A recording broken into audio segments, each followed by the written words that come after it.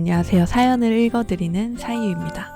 오늘은 제가 얼마 전에 인스타에 연애와 사랑에 대한 고민이 있으신 분들에 대한 사연을 받았었거든요. 제가 해결을 해드린다기보다는 제가 이전에 겪었던 고민을 지금은 해결이 돼서 지금 힘듦을 조금 나누고 또 지금 현재 같은 고민을 느끼시는 분들도 같이 공감을 하면서 좀 고민을 나누는 그런 시간으로 편하게 봐주셨으면 좋겠습니다.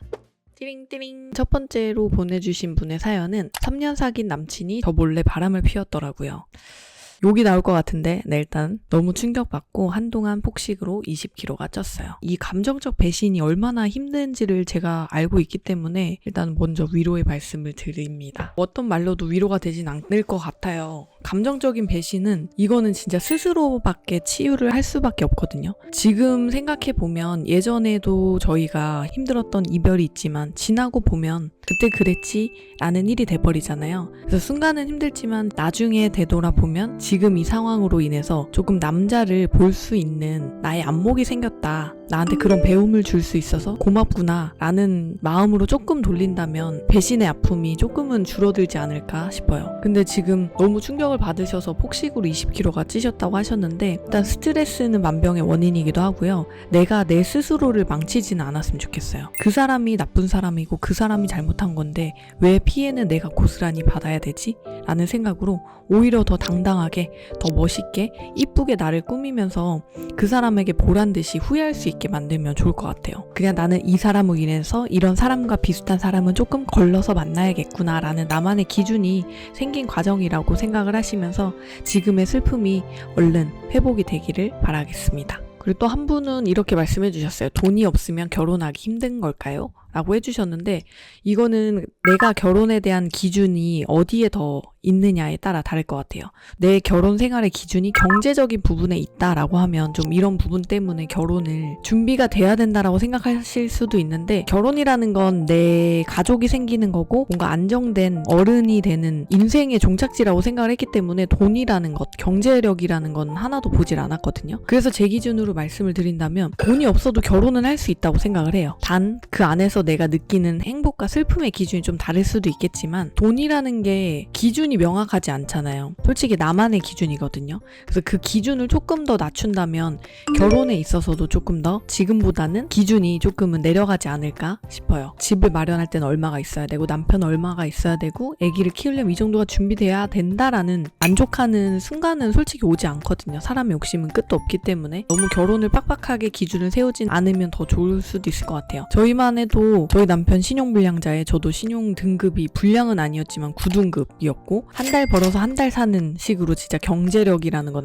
단일도 없었거든요. 그리고 그때는 보증금도 500만 원짜리 원룸에서 같이 동거를 하면서 시작을 했었는데 그래도 저는 행복했거든요. 오히려 그때 저희 남편이 아파트로 이사를 가자고 했을 때도 원룸은 잠자는 곳과 거실이 다 같이 있으니까 그 사람이 일어나고 TV를 보고 하는 것도 같이 할 수 있는데 아파트로 가면 내가 잘 때 남편은 거실에서 TV를 보고 이렇게 분리가 되는 게 싫어서 나는 지금이 좋다라고 할 정도로 저의 기준은 그랬었어요. 그래도 행복했었고 돈이 있다면 누릴 수 있는 게 많아지긴 하겠지만 저는 그게 행복이랑 비례하지는 않는다고 생각을 합니다. 만나서 그 둘이 같이 힘을 합쳐서 벌 수도 있는 거잖아요. 그래서 너무 결혼이란 기준을 돈으로 연관 짓는다면 이 세상에 결혼할 수 있는 사람들은 많이 없어질 것 같아요. 또 다른 분이 아픔의 사연을 보내주셨는데 35살이고요. 오래 연애하다가 헤어졌는데 이별의 아픔보다는 결혼할 수 있을지 어떻게 어떤 사람을 만나야 될지가 고민된다고 보내주셨어요. 앞에 35살이라고 적어주신 걸 보니까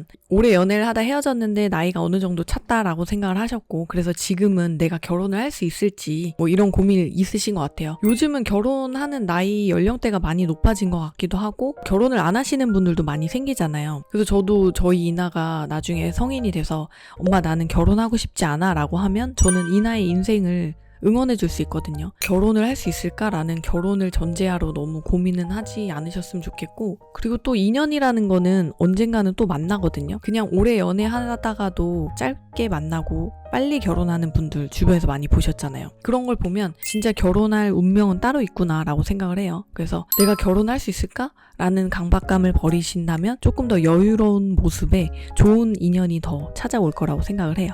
인연은 언젠간 만나기 마련입니다. 제가 사실 자존감이 엄청 낮은 편이에요. 그래서 나중에 연애를 하면서 그게 티나면 상대가 저한테 마음이 뜰까봐 무서워요. 저를 보는 줄 알았어요. 저도 자존감이 낮았을 땐, 물론 지금도 많이 높진 않지만 예전에 진짜 자존감이 바닥이었을 때 생각하면 뭔가 나의 부족한 부분을 보고 싫어하게 되면 어쩌지라는 고민이 되게 많았거든요. 그런 두려움과 불안함 속에 있었어요.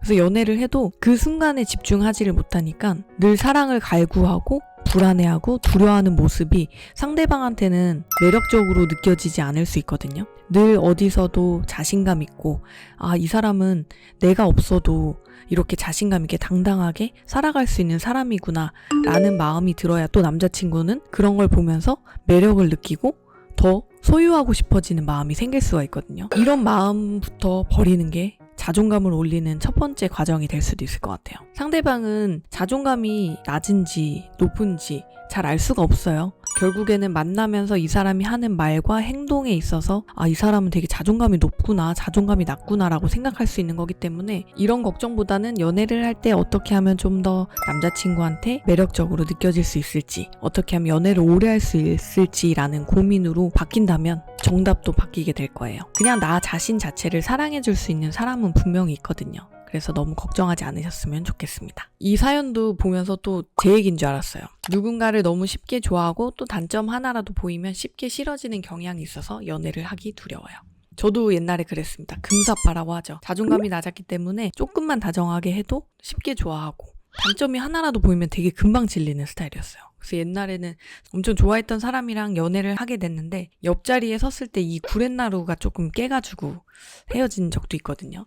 그래서 뭐 그런 사람들도 있고, 근데 그런 걸 보면 또 결국엔 나랑 인연이 아니었던 거다라고 생각을 하기도 하는데, 저의 기준에서는 자존감이 낮았기 때문에 이 사람을 이 사람 자체로 볼 수 있는 시간이 너무 부족했어요. 내가 나만의 기준에 있어서 이 사람한테 쉽게 사랑에 빠져서 빙산의 일각만 보고 이 사람을 만나다 보니까 정작 이 사람은 변함없이 그냥 그대로 있었는데 내가 혼자 만들어버린 기준에 내가 스스로 이질감이라고 해야 되나? 그게 다른 부분을 느꼈을 때 받아들이지 못하는 거죠. 그 사람을 너무 쉽게 빨리 좋아해서 마음을 열기보다는 호감은 느끼되 그 사람 자체를 충분히 지켜보고 그 자체로도 사랑을 느낀다면 그때 연애를 해도 늦지 않을 것 같아요. 너무 빠른 연애가 너무 빠른 이별을 불러온다면 조금 연애의 속도를 낮추는 것도 좋다고 생각을 해요. 그 사람을 뭐 A부터 Z까지 막 꼼꼼하게 따져본다 이게 아니라 나는 이렇게 다정하게 웃어주는 모습에 갑자기 반했지만 또 이 사람이 무표정일 때와 뭐 화났을 때는 또 다른 모습이 보일 수도 있기 때문에 좀 그런 여러 가지 방면을 충분히 지켜볼 수 있는 시간을 갖고 또 그 시간 동안 내 감정 자체도 스스로 돌아보면 좋을 것 같아요. 이게 진짜 순간적인 호감인지 아니면 진짜 이 사람 자체를 내가 좋아하는 건지 내 감정에 스스로 귀 기울이고 조금 지켜볼 수 있는 시간을 충분히 가진다면 이런 고민이 좀 덜해지진 않으실까 생각이 들어요. 네, 그리고 이제 마지막 사연인데요. 연애는 지금까지 4년 정도 했고 결혼까지 생각이 있는데 왜 이렇게 미래에 대해 불안할까요? 뭔가 남자친구 열심히 하시는 게 보이고 열심히 노력 중인 건 보이는데 결과가 시원하게 나오지 않아서 답답합니다. 이런 남자친구를 항상 믿는다고 격려해주는 게 맞는 거겠죠? 저 같은 경우에도 남편이랑 만날 때 저희 남편은 영업을 하고 있었고 생활비를 반반 하면서 제가 살고 있던 그 원룸에 같이 동거를 했었다고 했잖아요. 그때만 해도 이 사람은 뭐 경제력이 있었던 것도 아니지만 되게 추진력이 좋아서 뭐 교육을 들을 때도 몇백만 원, 몇천만 원씩 이렇게 내는 걸 봤을 때도 저희도 그런 부분에 있어서는 트러블이 있었거든요. 근데 매번 저희 남편이 그런 노력에 대한 결과를 보여주지 않았다면 아마 지금도 계속해서 싸움은 있었을 거예요. 저는 그래도 그런 부분에 있어선 상대방의 선택에 좀 맡기는 편이긴 해요. 아무리 내가 이렇게 말한다고 해도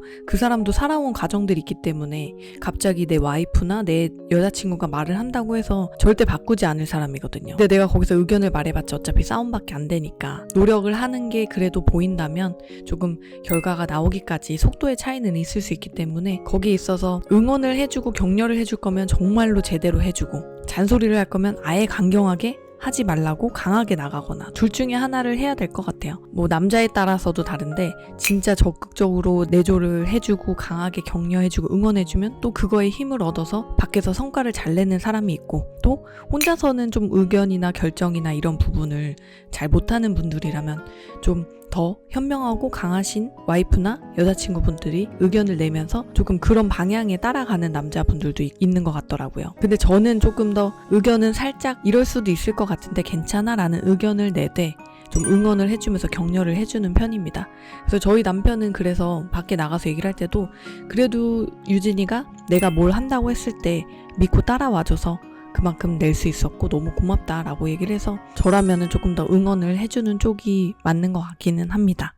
띠링띠링. 이렇게 짧게 한번 사연을 받아서 얘기를 해봤는데요. 저는 참 마이크만 켜면 왜 이렇게 말을 못하는지 모르겠습니다. 일단 많은 분들이 한번 라디오처럼 영상 찍어봐달라고도 하시기도 해서 이렇게 촬영을 해봤고요. 분위기 좋으면 다음에도 계속됩니다. 제가 뭐 대단한 사람은 아니지만 우리 같이 이렇게 한번 고민도 나누고 공감할 수 있는 시간을 마련해 보면 좋을 것 같아서 앞으로도 뭐 고민 있으시거나 조언이 필요하신 분들은 언제든 더보기란에 있는 인스타 아이디로 DM 주시면 또 사연을 모아서 좋은 영상으로 찾아뵙도록 하겠습니다. 모두 좋은 밤 되시고요. 우리 다음에 또 만나요. See you, 사이유.